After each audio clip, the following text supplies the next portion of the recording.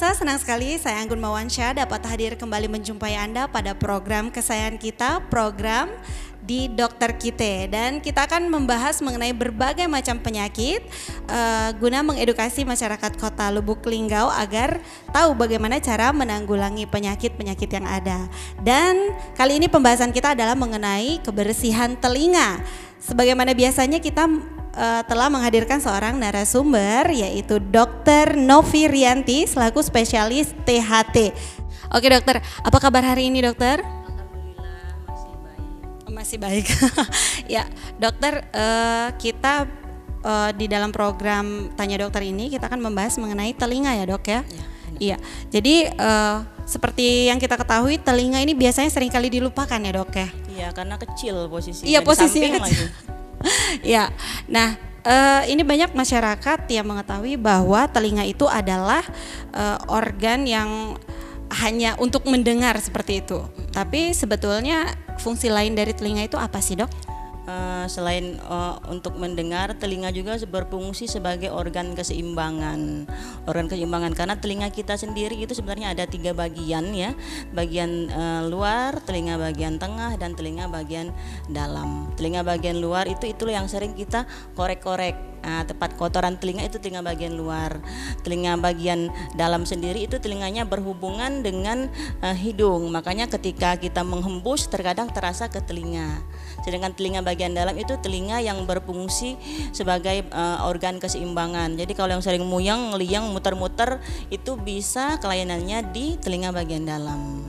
Oke, jadi memang telinga itu ada bagian-bagiannya. Ada bagian-bagiannya. Jadi bukan hanya di luar saja ya dok? Bukan hanya di luar saja. Nah begitulah pemirsa, jadi telinga itu ada bagian-bagiannya. Yang biasa kita korek-korek itu berarti bagian luar? Bagian luar telinga. Oke, ini bisa dijelaskan dok, ini kita sudah ada contoh ya dok ya, yang bisa pemirsa dan audiens di Selampari TV ini lebih memahami lagi bagian-bagian seperti apa sih ya.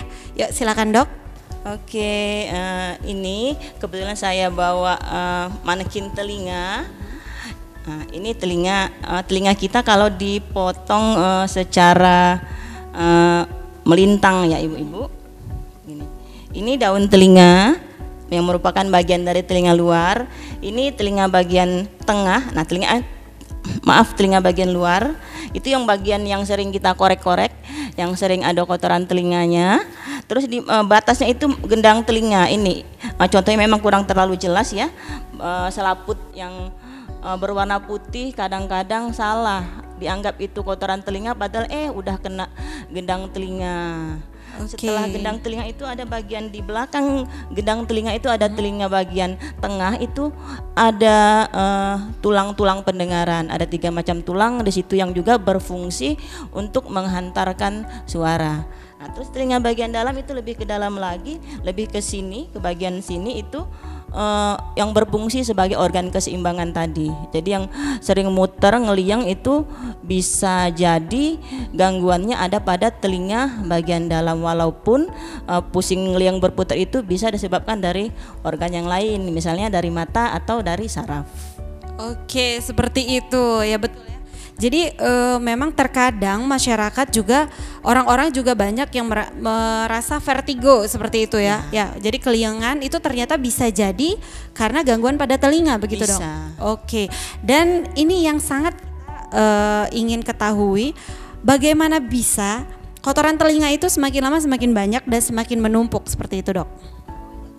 Gini, kotoran telinga sebelumnya saya jelaskan dulu yang liang telinga tadi. Liang telinga bagian luar yang kita sering korek telinga itu kalau panjangnya setiap orang itu berbeda, tapi rata-rata orang Asia itu memiliki panjang kurang lebih 2,5 sampai 3 cm.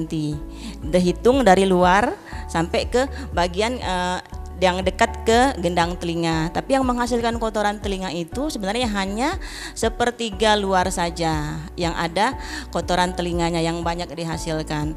Produksinya pun setiap orang itu berbeda, tidak tentu. Ada yang sesuai dengan usia, bisa juga dari faktor keturunan atau dari iklim.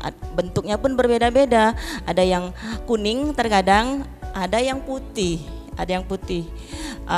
Itu juga tergantung dari diri sendiri, dari keturunan atau bisa juga faktor dari iklim. Kalau misalnya iklimnya lebih panas, terkadang dia lebih kering. Pada orang tua juga terkadang lebih kering. Produksinya per hari juga itu tidak tentu. Jadi makanya kadang menumpuk. Mungkin waktu dibersihkan dia sebenarnya malahnya kedorong, padahal udah rajin nih, udah bersihin telinga setiap hari. Saya habis mandi saya bersihin telinga, tapi kok malah numpuk ya. Salah cara membersihkan telinga sebenarnya begitu. Oke, nah ini kita masuk ke pertanyaan lagi nih, bagaimana cara membersihkan telinga dengan baik dan benar. Tapi ditahan dulu ya dok ya, karena kita akan membahas ini setelah jeda pariwara. Oke pemirsa, itu dia tadi penjelasan dari Dr. Novi, dan kita akan kembali setelah jeda pariwara berikut ini.